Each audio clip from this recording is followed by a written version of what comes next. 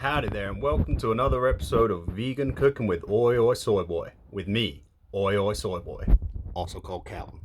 Now, today I'm going to be making something that's quite close to my heart. So, obviously, when the Mayflower arrived in America, they came from England.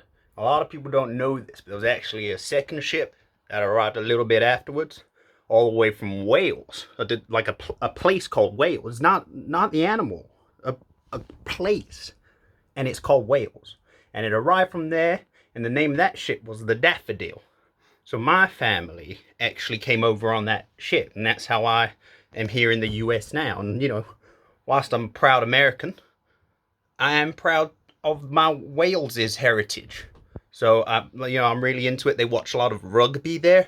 I got my London Welsh rugby top on, as you can see, because I love rugby.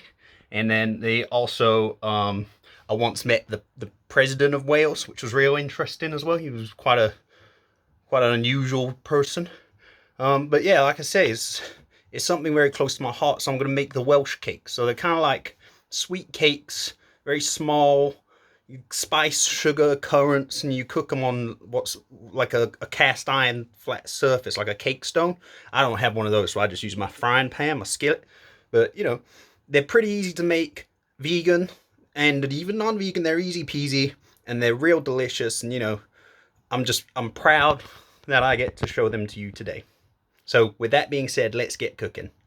So you're going to need to want to start with some scallops, and then you're going to get a big bowl and you're going to put the self-raising flour in. So pour all of that in. You should really sieve it, but I'm not like that, so I won't be doing it, thank you. Alright, let's see how much we got here. Okay. Oh my gosh. 225 grams. That's exactly how much I was supposed to put. Wow, that was the whole box. Wow. Perfect. Okay, then we're going to add, between half or 1 teaspoon of mixed spice. I sort of prefer to have a whole teaspoon because I quite like it with all the flavor. Give that a quick mix in and then get your vegan block butter. You're going to need just over half a block of this, okay? And then chop it into smaller little bits, little cubes and stuff. And then once that's done, you're going to throw that in the mixture as well. At this point, you're going to be mixing it with your hand and kneading the butter in and breaking it down. So basically what we're looking for is like a crumb texture once we're done, like that. Oh wow, that looks great. And you can see the color from the mixed spices really starting to come through. So now that's done, we're going to add a bit of sugar. So not a huge amount. I think maybe only about 50 grams of that. And then a handful of currants as well. And then we're going to mix it again. As you can see, it's quite a dry mixture at this stage. So you're just trying to get even disbursement of all of the various ingredients. Okay, you want them to be mixed up fully. And like I said, you can use your hand. It's not going to stick to your hand at this stage. It's all fine and dandy. And then we're going to use some oat milk. So this is to help bind it. So start with just a splash of the oat milk. And then just mix it up. And like I said, you're going to have to be assessing it as you go here. So when you feel it start getting stickier, then you're done. But if not, you need to keep adding dashes of oat milk till you're ready. Great. So as you can see, it's really starting to come together now. And now we got a dough. We got ourselves a nice dough.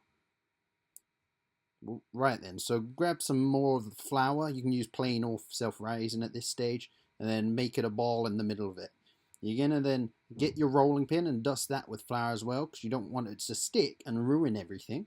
So you cover that in flour, and then you're going to just roll it out real flat. So flat and even. You're generally going to find it's going to be about a centimeter deep. Like a centimeter thickness is what you're looking for, maybe a bit less. Okay, and then just grab yourself a cookie cutter. I ain't got one, so I'm using a cup, and just little discs. And then as you can see, you're going to get it about this sort of depth, and that's done. So keep on doing that, and then you're ready to roll out with the leftover stuff. So ball it all up again, put it in the middle of your working surface, and then roll it out and cut more so you don't have any wastage. Great work, guys. Alright, as you can see, we got ourselves one big pile of Welsh cakes here. So let's get them on the fryer. So grab yourself a heavy bottom pan or skillet, and then you're just going to get a tiny bit. Ow, ow, ow, ow, ow, ow, ow, ow, ow.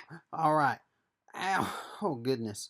Like I said, have a flat heavy bottom pan and then get the vegan butter on that to make it non-sticky, and then put it on a medium heat and then throw them on. Wow, look at that. You flip them over and you can see there, that's the color you're looking for, because that's sort of the sugar in it is burning a bit. They're kind of like pancakes, I guess, in a way, but like fancy Welsh ones. So take them off and then dust them in sugar. So when they're still hot, you want them covered in sugar. You ideally would have a fine sugar, but I'm using granulated. There we are. Just that simple. You got yourself a whole bowl of authentic vegan Welsh cakes. Oh, wow. They really are good. They're best served warm, so either eat them right away or you can just reheat them again later in the oven. That's everything for today, so have a lovely day and thanks for watching. Here's some funny photos of me as a little rugby boy.